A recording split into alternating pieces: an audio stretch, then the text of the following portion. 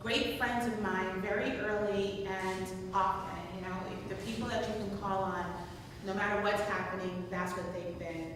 And I also would like to recognize my friend Kevin Green, who's here, and he's also a student working on his master's in social work, correct? And again, friendships and relationship building, that's what it's about. That's what makes all the difference in life, right? So thank you to the students for coming and hearing about what I have to say. And I already got a chance to say hello to everybody, but just for the visual, I'm gonna ask you, right? Show of hands, how many first year students? Yes, to the first years, good job. How many second year students? Very good. Third year students? Excellent. And seniors, how many seniors? There we go. And graduate students or other students who don't fit into that category. So what I'd like to do is have you all give yourselves a round of applause for being here and overcoming whatever challenges and obstacles that you had to overcome just to be a student. So give yourselves a round of applause and celebrate your accomplishments along the way.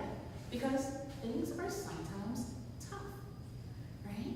So my history is this, and you heard Camille talk a little bit about it.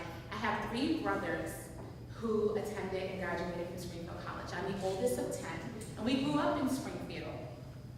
I don't know if I want to stand in front of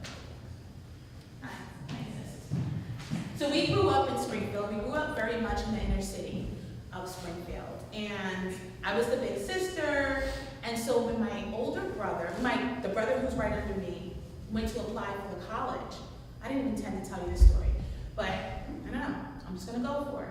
When he went to apply for the college, he majored in rehab studies, and then he graduated, and he felt like he wasn't really employable. He worked very, very hard. He had attended commerce in Springfield, and he was working at like a nonprofit, and he told my parents, I really want to become a physician assistant. And that was his goal. So he does the application, and he is putting in the time and the work. And this was probably in the mid-90s, and he's putting in this application, and he gets to a point, and we're up against the deadline. We might have even blown the deadline, the application deadline. I'm saying we because I'm the oldest sister, and you know, everything is us. And my job is to help him do whatever he needs to do in order to be happy. And there's a point where he realizes he has to do 11 shadow hours in an office of a physician or a medical professional. I tell you, we're up against the deadline, so where's he gonna, first off, who do we know? And how's he gonna get this clearance really quickly? And it was hard. So when I say applaud yourselves for just the little victories, if he didn't think about contacting the pediatrician that our family had used, right, and saying, hey, can I call on a favor? Can I come and shadow you for a couple of hours each day? He may not have been able to get into the program, right? Like little things like that could be so consequential to your trajectory in life. And I'm really glad that he did, because then he'd go on and he'd get the master's and he'd finish, and all is well in the world. And then our younger brother, Nasir, he did his master's in PA, and Nadir got the bachelor's degree in business. I also have 2 sons. One graduated from Assumption College. He went on a full basketball scholarship, and he graduated the year before last. And a 20-year-old who's attending Westfield State University. He too plays basketball, and sports is very, very important to our family. And it is the thing I think that helps ground particularly my boys and keeps them motivated to do well in school, because they know if they don't, that they won't be able to play.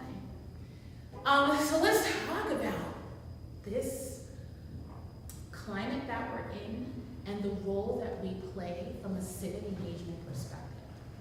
What you heard earlier was Camille talk about my involvement with the Maple High Six Corners Neighborhood Council.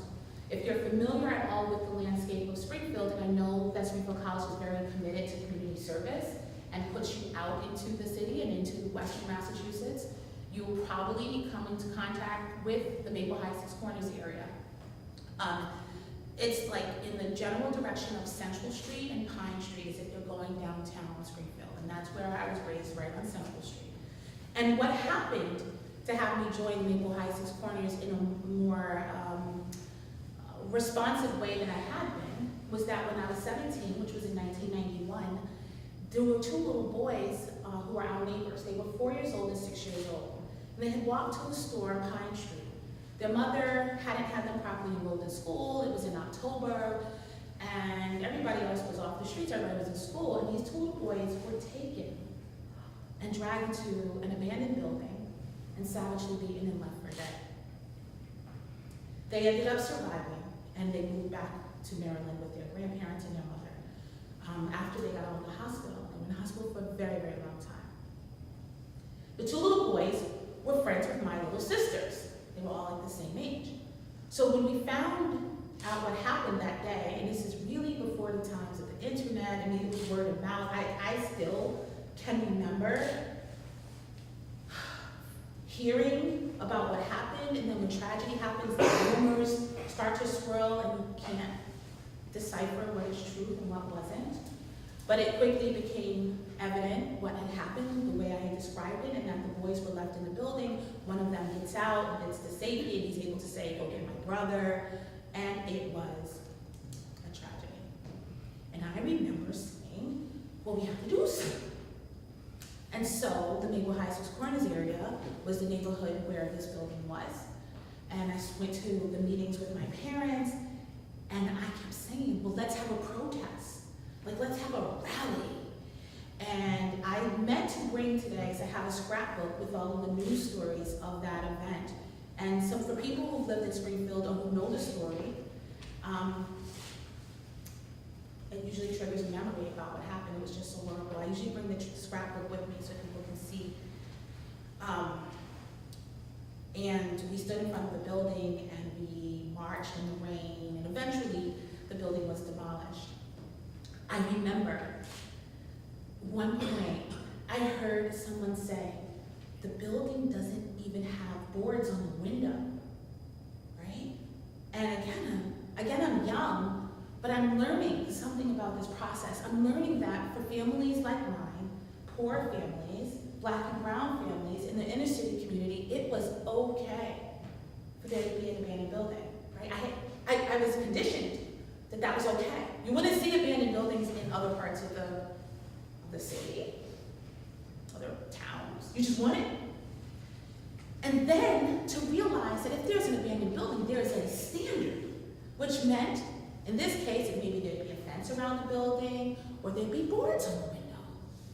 And the idea of policy started forming in my brain about who had let us down.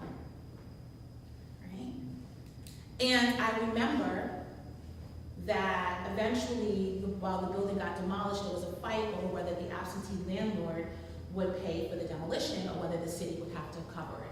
And ultimately, I think the city ended up covering it.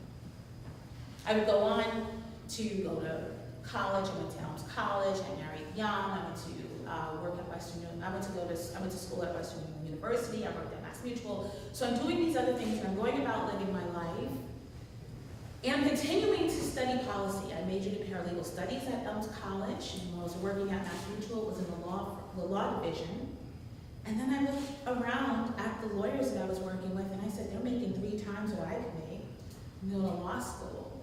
So I went to law school at night and worked at Mass Mutual during the day. And by this time, I think I had 2.5 children, 3 children. I can't keep up anymore. Now I have 7 here. And I studied for the bar exam in your library because it was close to my home, and it was easy and it was quiet, and of course it was before the beautiful renovations.